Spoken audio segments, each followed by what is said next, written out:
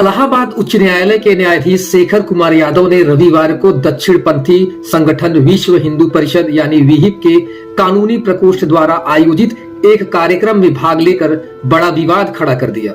न्यायाधीश ने मुस्लिम समुदाय के खिलाफ विवादास्पद बयान दिया और कहा कि भारत बहुसंख्यक समुदाय की इच्छा के अनुसार काम करेगा। अपने भाषण में उन्होंने कहा कि बहुसंख्यकों का कल्याण और खुशी दूसरों से अधिक महत्वपूर्ण है। न्यायमूर्ति यादव ने कहा कि मुझे यह कहने में कोई संकोच नहीं है कि यह हिंदुस्तान है और यह देश यहाँ रहने वाले बहुसंख्यकों की इच्छा के अनुसार काम करेगा। यह कानून है। यह हाई कोर्ट के न्यायाधीश के रूप में बोलने जैसा नहीं है, बल्कि कानून बहुसंख्यकों के अनुसार काम करता है। इसे परिवार या समाज के संदर्भ में देखें, केवल वही स्वीकार किया जाएगा जो बहुसंख्यकों के कल्याण और खुशी को सुनिश्चित करता हो।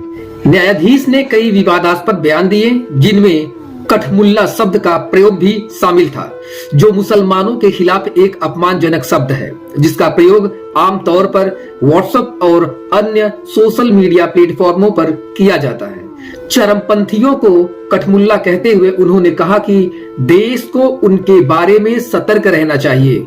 उन्होंने कहा कि एक समुदाय में बच्चों को दया और अहिंसा के मूल्यों की शिक्षा दी जाती है और उसके लोगों को सहनशील बनाया जाता है।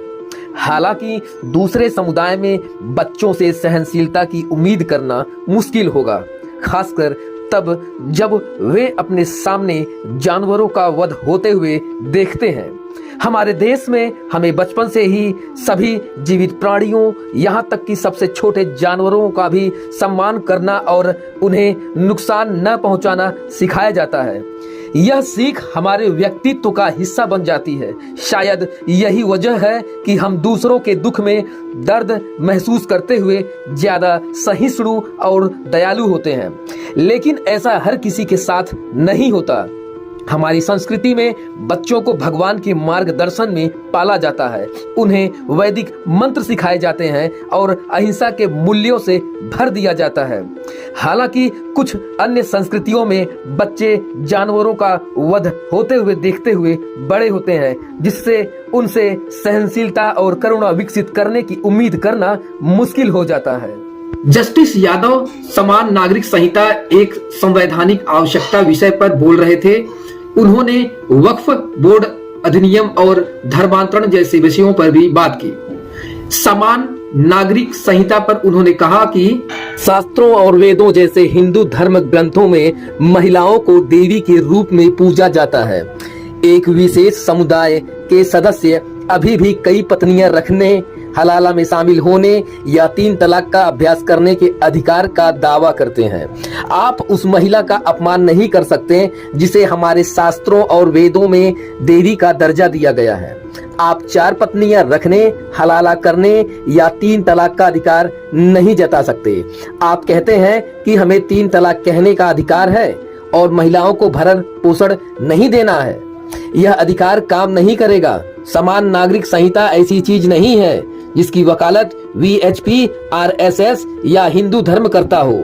देश की सर्वोच्च अदालत भी इस बारे में बात करती है। यह अदालत का ऐतिहासिक पुस्तकालय हॉल है, जहां कई महान हस्तियां आ चुकी हैं। ने कहा, मैं शपथ लेता हूं कि यह देश निश्चित रूप से एक समान कानून लागू करेगा और यह बहुत जल्द लागू होगा। जहां गाय, गीता और गंगा संस्कृत को परिभाषित करती है, जहां हर घर में हर बाला देवी की मूर्ति होती है और हर बच्चा राम होता है, ऐसा है मेरा देश। हिंदू होने का मतलब सिर्फ गंगा में स्नान करने वालों या चंदन लगाने वालों तक सीमित नहीं है। जो कोई भी इस भूमि को अपनी मां मानता है और संकट के समय देश के लिए अपनी जान देने के लिए तैयार रहता है, चाहे उसकी धार्मिक मान्यताएं कुछ भी हो, चाहे वे कुरान या बाइबिल को मानते हो, वह हिंदू है।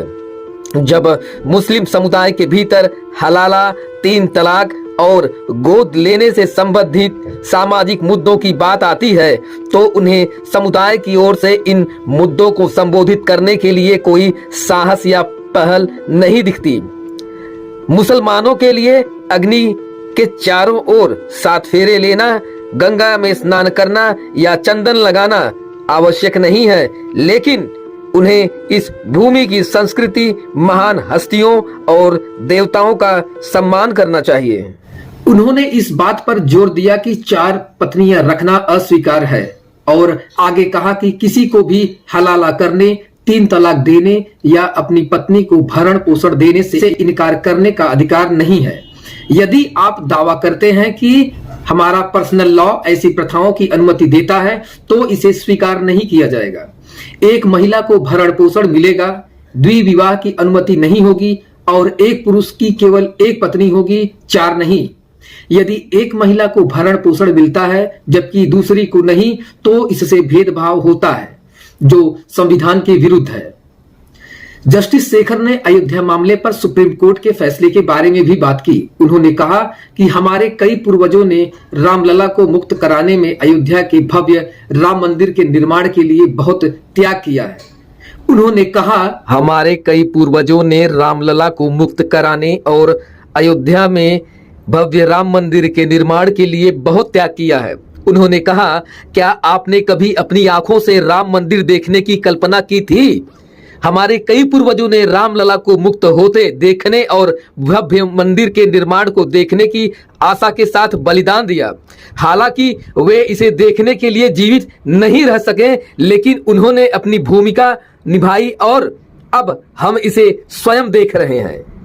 उन्होंने अपने व्याख्यान का समापन यह कहते हुए किया कि हिंदू अपनी अहिंसा और दयालुता के लिए जाने जाते हैं, लेकिन इसे कायरता नहीं समझा जाना चाहिए। उन्होंने बच्चों को यह सिखाने के महत्व पर जोर दिया कि देश, हमारी धार्मिक प्रथाएं और हमारे पूजनीय व्यक्तित्व हमेशा पहले आना चाहिए।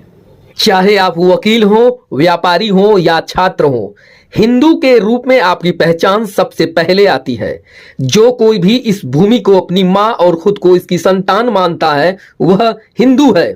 विवेकानंद का भी मानना था कि केवल एक हिंदू में ही इस देश को वैश्विक नेता बनाने की क्षमता है और कोई भी ऐसा नहीं कर सकता। इस आकांक्षा को कभी फीका न पड़ने दें।